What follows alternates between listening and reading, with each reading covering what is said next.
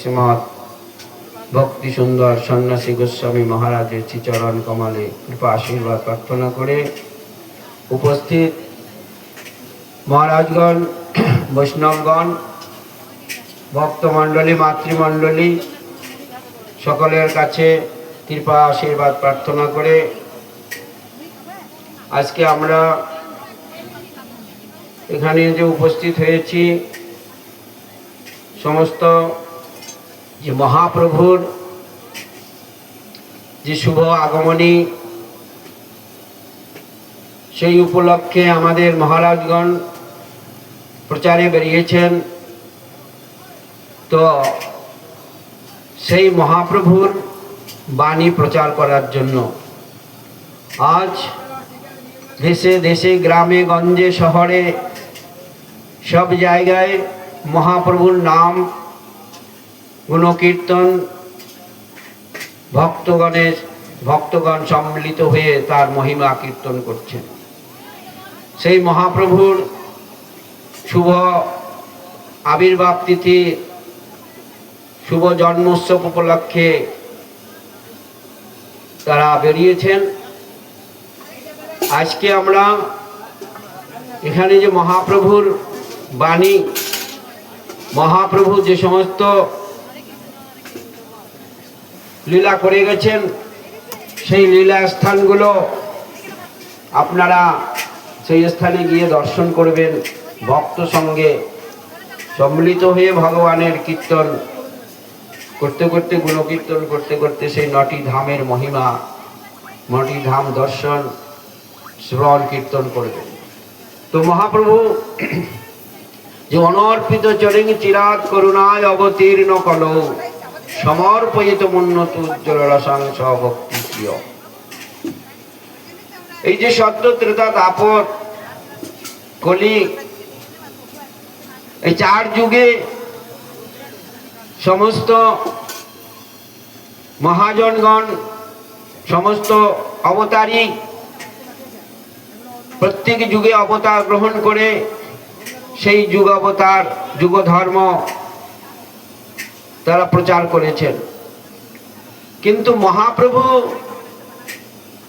আবির্ভাবের যে আসবেন বলে তিনি যে সমস্ত সম্পদ নিয়ে এসেছেন, যে সম্পদ কেউ অর্পণ করেনি সত্যতা দাপরে,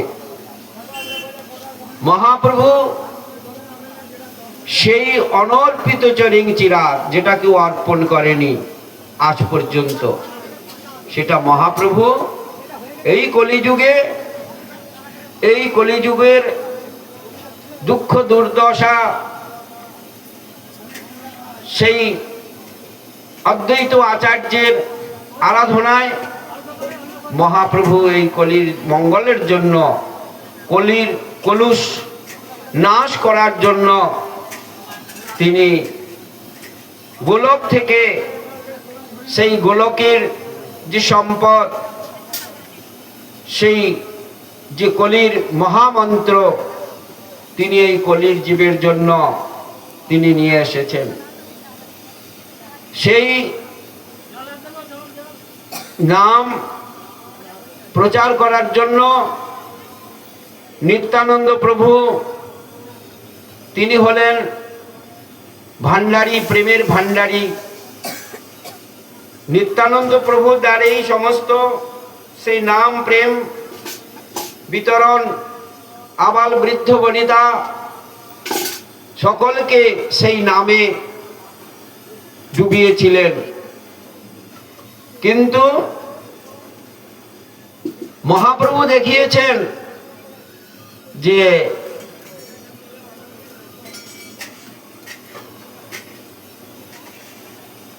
রাম আদি অবতারে ক্রোধে নানা অস্ত্র ধরে অসুরের করিলা নিধন। রাম আদি অবতার সত্যত্রতা দাপরে এরা সমস্ত অসুর বিনাশন লীলা করেছেন, অস্ত্র ধারণ করেছেন। কিন্তু আমার মহাপ্রভু এত দয়ালু, এত দয়াবান, দয়ার সাগর, তিনি কি করলেন? এবে অস্ত্র না ধরিলা, প্রাণে কারে না মারিলা, চিত্ত শুদ্ধি করিলা সভা। মহাপ্রভু অস্ত্র ধারণ করেননি, কিন্তু এক সময় সেই নিত্যানন্দ প্রভুকে যখন জগাই মাথায় আঘাত করেছিলেন, তখন মহাপ্রভু ক্রোধে সেই সুদর্শনকে আহ্বান করে, চক্র বলে আহ্বান করেছিলেন। কিন্তু নিত্যানন্দ প্রভু স্মরণ করিয়ে দিলেন, প্রভু এই সময় সুদর্শনের কাজ নয়, সে যুগ চলে গেছে। এই সময় তো আপনি এই সমস্ত জীবকে উদ্ধার করার জন্য আপনি এসেছেন। তো এইভাবে মহাপ্রভু সেই যে তার নাম প্রেম গোলকের সম্পদ বিতরণ করার জন্য তিনি আমাদের এই কলির জীবের মঙ্গলের জন্য তিনি এই নাম নিয়ে এসেছেন। হরে কৃষ্ণ কৃষ্ণ কৃষ্ণ হরে হরে, হরে রাম রাম রাম হরে হরে। এই হচ্ছে তারক ব্রহ্ম কলিযুগের মহামন্ত্র। এই মহামন্ত্রের দ্বারাই মহাপ্রভু সমস্ত জীবকে পাগল করিয়ে দিয়েছিলেন। এমনকি জঙ্গলের জীব জন্তু পর্যন্ত সেই নামে মাতোয়ারা হয়ে মহাপ্রভুর সঙ্গে তারা নৃত্য করেছিলেন। সেই কুজু কলিহারিতে সেই তার এখনো সাক্ষাৎ প্রমাণ আছে যে মহাপ্রভু তাদেরকে যে নৃত্য করেছিলেন। ঝাড়িখণ্ডের পথে যখন পুরী থেকে তিনি বৃন্দাবন যাচ্ছিলেন, সেই পথে ঝাড়িখণ্ড কুজু একটা স্থান আছে, সেই স্থানে মহাপ্রভু সেই ঝর্ণার জলে স্নান করতে গিয়ে সমস্ত জঙ্গলের যখন জানোয়ার, হাতি, বাঘ, ভাল্লুক, সাপ তারা ছুটে আসলো, কিন্তু তারা হিংস্র স্বভাব ভুলে গিয়ে মহাপ্রভুকে দর্শন করে তাদের হিংস্র বৃত্তি তারা ভুলে গেছে। দর্শনে পবিত্র করো এই তোমার গু। মহাপ্রভুর দর্শন পেয়ে তারা তাদের যে হিংস্র স্বভাব তারা ভুলে গেছেন। তারা মহাপ্রভুর সাথে তারা নৃত্য করেছেন। তো এই যে মহাপ্রভুর যে নাম, এই নাম তিনি জগতে এসেছেন জীবের মঙ্গলের জন্য। এই নাম জপ করতে করতে একদিন আমাদের হৃদয়ের যে কলুষ, হৃদয়ের যে আবর্জনা ময়লা, সেই ময়লাকে পরিষ্কার করার জন্য এই নাম জপ করতে করতে আমাদের হৃদয় পবিত্র হবে। হৃদয়ের যে ময়লা, কাম, ক্রোধ, লোভ, মোহ, অন্নাবিলাস ইত্যাদি যত রকম আমার ভিতরে আছে, ষড়রিপুর, সটি শত্রু আছে, এই নামের দ্বারাই তাদেরকে জয় করা যায়। কিন্তু শত্রুর যদি সেই রিপুর বশে যদি আমি চলে গেলাম, তাহলে কিন্তু আমার আর উদ্ধার নেই। রিপুকে বশ করতে হবে, আমাকে শত্রুকে জয় করতে হবে।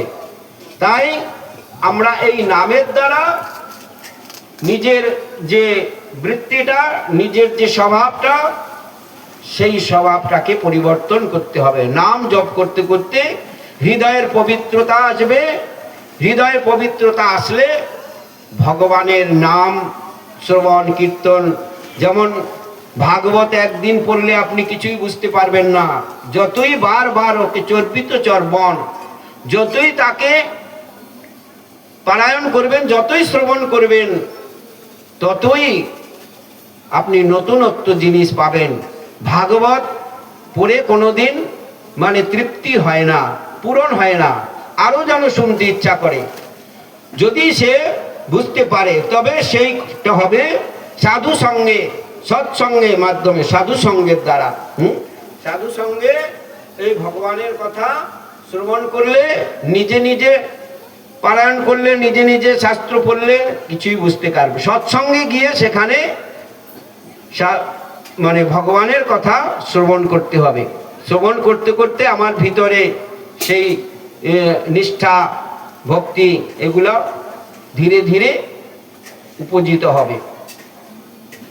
তো এইভাবে মহাপ্রভু যে কলিযুগে যে এই নাম নিয়ে এসে অনর্পিত চরিং চিরাত করুণায় অবতীর্ণ করো সমর্পিত উন্নত উজ্জ্বল রসংস ভক্তি শ্রিয়ম, যে কি সমর্পণ করলেন? যে উজ্জ্বল রস, এই যে ভক্তি, এই ভক্তিটাই তিনি সমস্ত জগৎবাসীকে সমর্পণ করলেন, যে এই নামের দ্বারাই তোমার সবকিছু হবে, নামের দ্বারাই তোমার মঙ্গল হবে। এই নাম নিরন্তর জপ করো, নামই হচ্ছে সবকিছু সম্বল, এই গোলকের সম্পদ। এই সম্পদ যতই তুমি নাড়াচাড়া করবে, যতই খরচ করবে, কিন্তু এটা শেষ হবে না। কিন্তু এই যে জড়জগতের যে টাকা পয়সা ধন দৌলত সম্পদ যতই কামাই করবে, যতই একদিন সব শেষ হয়ে যাবে। কিন্তু ভগবান যে গোলক থেকে যে সম্পদ নিয়ে এসেছেন, সেই সম্পদ তুমি যতই করবে ততই তোমার লাভবান হবে, তুমি ভগবত চরণে ভক্তি লাভ করতে পারবে। বাঞ্ছা কল্পতরুভ্যশ্চ কৃপা সিন্ধুভ্যশ্চ পতিতানাং পাবনেভ্যো বৈষ্ণবেভ্যো নমঃ।